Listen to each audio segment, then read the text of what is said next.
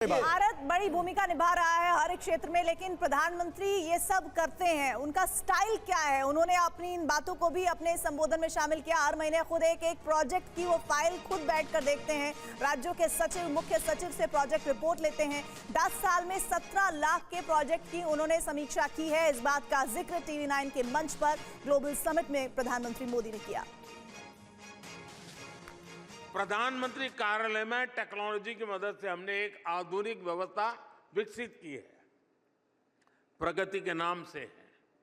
हर महीने मैं खुद एक प्रोजेक्ट की फाइल लेकर बैठता हूं, सारा डेटा लेकर बैठता हूं, दशकों से अटके हुए प्रोजेक्ट की समीक्षा करता हूं और मेरे सामने ऑनलाइन सभी राज्यों के मुख्य सचिव और भारत सरकार के सभी सचिव पूरा समय मेरे सामने होते हैं। एक चीज का वहां एनालिसिस होता है। मैं पिछले 10 साल में 17 लाख करोड़ रुपए से ज्यादा के प्रोजेक्ट्स की समीक्षा कर चुका हूं। 17 लाख करोड़ रुपया, तब जाकर ये प्रोजेक्ट पूरे हुए।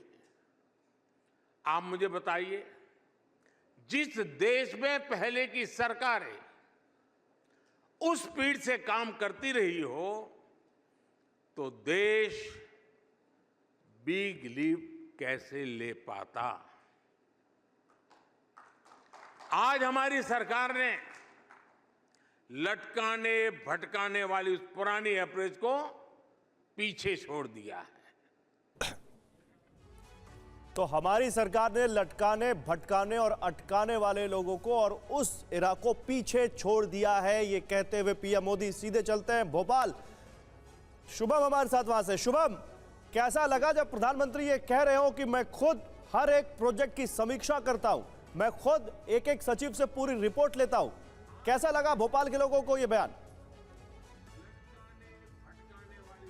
बिल्कुल गौरव, जरूर भोपाल के लोगों से पूछ लेते हैं, क्योंकि प्रधानमंत्री नरेंद्र मोदी ने जिस तरह की बातें कही, अपना आशावादी चीजें जो बताई, तुष्टिकरण को लेकर जो बात कही, जल्दी से बात कर लेते हैं। आप बताइए, क्या सबसे अच्छा लगा प्रधानमंत्री के इस भाषण में? मोदी जी के जो शब्द हैं, जो उनके कार्य हैं, वो उम्मीद जगाते हैं कि भारत मोदी जी के रहते विश्व गुरु बनेगा, भारत मोदी जी के रहते सोने की चिड़िया बनेगा और मध्य प्रदेश के हृदय स्थल भोपाल से हम सब लोग, सारे सनातनी आश्वस्त करते हैं मोदी जी को, अगले चुनाव में 29 में से 29 सीटें उनकी झोली में डालेंगे।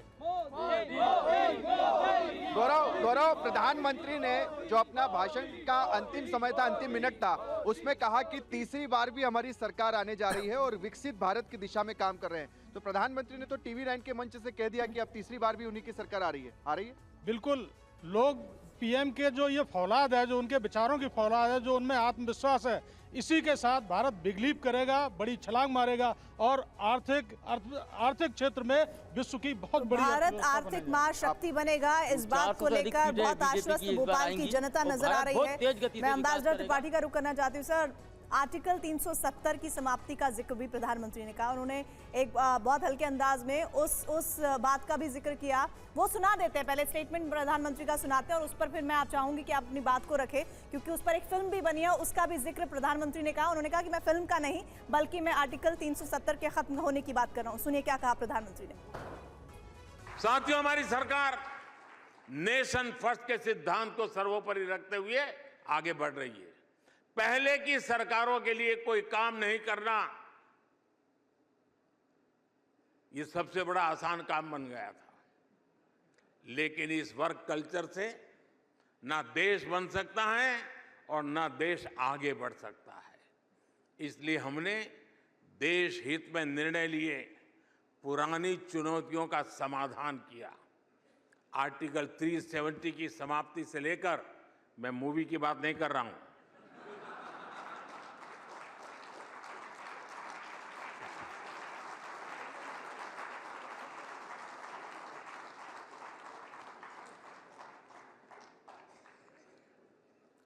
आर्टिकल 370 की समाप्ति से लेकर राम मंदिर निर्माण तक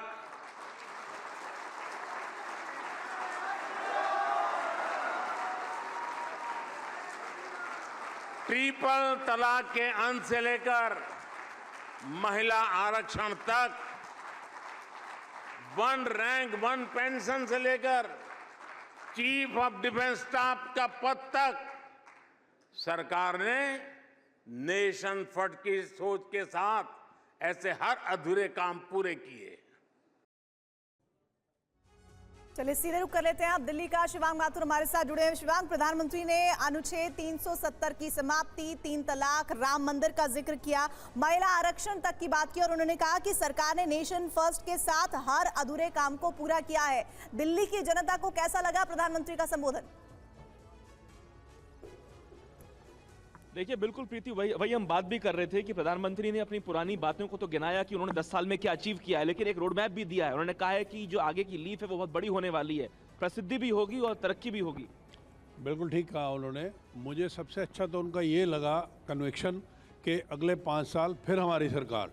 ये डिक्लेरेशन जो है ये शो करता है कि उनको कॉन्फिडेंस है, उनके जो किए हुए काम है वो उनको पे करेंगे और जो जनता है उन्हें वापस चुन के अच्छे तरीके से लाएगी, फुल मैंडेट के साथ लाएगी, जो कि व्यापार के लिए बहुत अच्छी बड़ी बात है। उन्होंने 370 का भी जिक्र किया, राम मंदिर का भी जिक्र किया, तमाम अचीवमेंट्स अपने गिनाए। आपको प्रधानमंत्री का भाषण कैसा लगा? प्रधानमंत्री जी के संबोधन से, जैसा मैंने पहले बोला था, एक बात बिल्कुल क्लियर है कि भारत आने वाले 5 वर्षों में पूरे विश्व पटल के अंदर अर्थव्यवस्था में नंबर 1 होगा और विश्व गुरु बन के रहेगा। ठीक है, तो ये दिल्ली वाले हैं जिनकी सोच क्लियर है कि प्रधानमंत्री के भाषण से वो बेहद खुश हैं। जिस तरह की अपेक्षाएं थी, बाजवा जी आपकी जो अपेक्षाएं थी वो पूरी हुई क्या भाषण से? नहीं, हमारी अपेक्षाएं तो पहले भी पूरी थी और पूरी हुई, और अगले 5 साल में और अपेक्षाएं इससे कई गुना ज्यादा पूरी होंगी।